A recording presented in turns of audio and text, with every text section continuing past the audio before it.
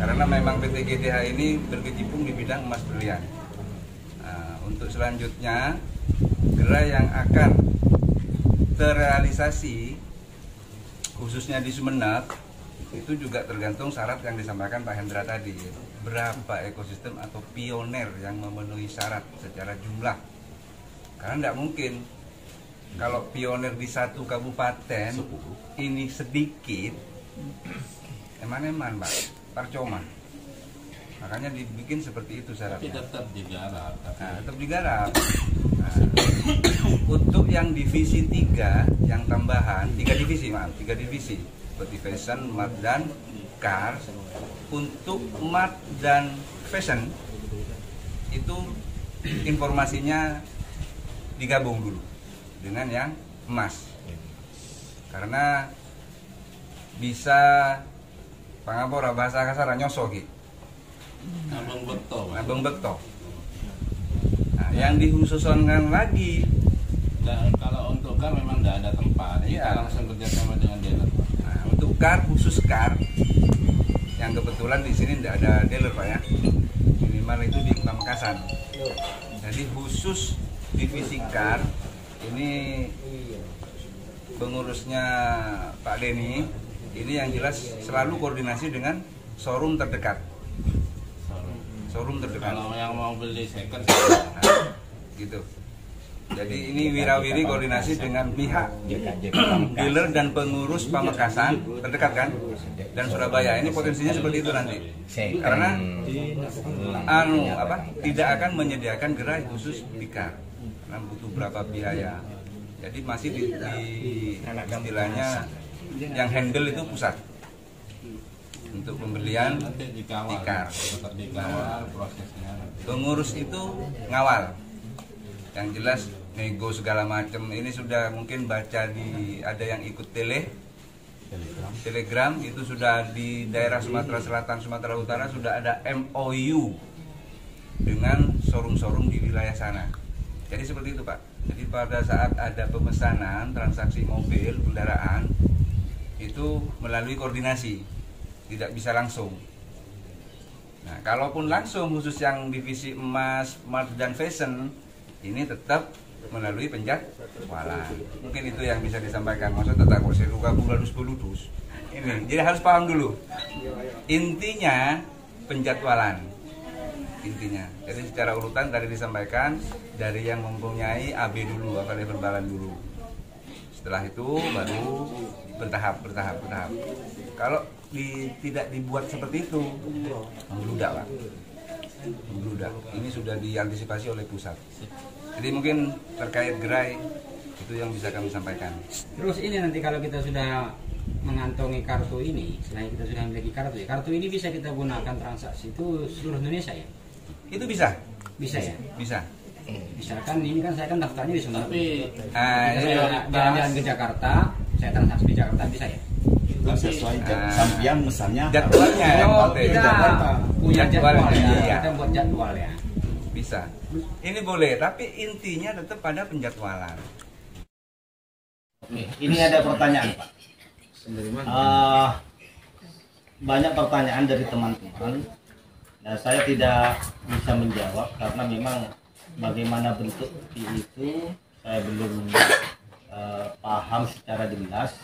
Apakah fee ke depan itu seperti koin-koin yang lainnya seperti Bitcoin dan semacamnya, di mana di setiap exchange itu bisa difiatkan.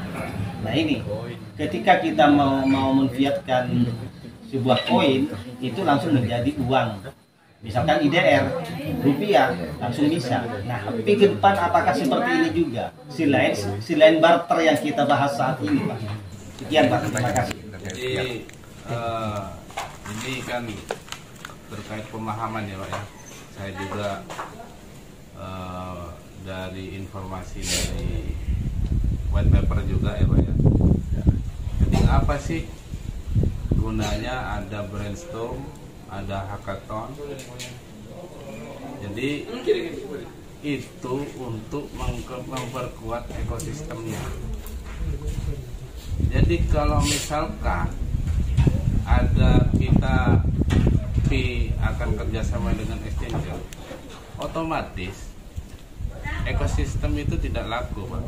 Ketika kita punya fiat, logika ya Pak ya.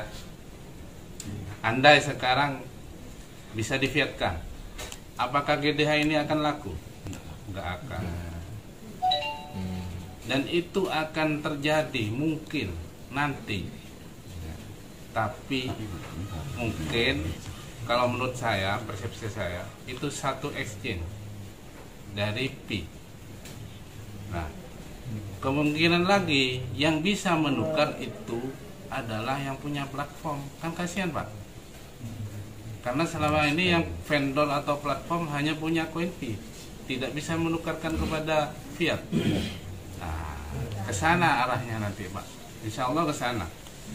Kalau exchanger itu dibuka sekarang, itu akan terjadi seperti koin core, hancur harganya. Iya betul. Itu tidak jelas, trennya tidak jelas. Nah, kalau yang Pi ini, sepengetahuan saya, ke arahnya ke sana. Dan ketika ekosistem ini sudah mulai berkembang, nantinya yang akan ditangkap oleh Nicholas itu perusahaan-perusahaan besar, Pak. Dan harapannya dari Kortip itu seperti aplikasi Instagram, Google Chrome. Apa sih kelebihannya Web 3.0? Itu ada hubungannya dengan KYC, Pak. Kenapa KYC itu ada identitas, ada KTP atau SIM? Karena itu untuk kejelasan, untuk transparansi. Nah, selama ini kan kita tahu aplikasi Twitter, Instagram masih banyak tindak pidana yang ada di dalam.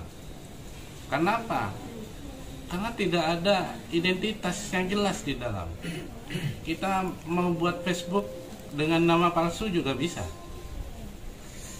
Betul kan Pak? Iya betul. Ketika nanti ini mengarah ke sana, masuk ke Web 3.0, itu akan ketahuan semua. Yang melakukan tindak pidana atau yang ngirim-ngirim film-film tidak jelas itu akan jelas, akan diblok itu, gampang itu. Karena setiap wallet yang kita miliki sudah kelihatan namanya oleh Kortip. Nah, itu kelebihannya Web 3.0 yang akan dijual oleh Pi Network.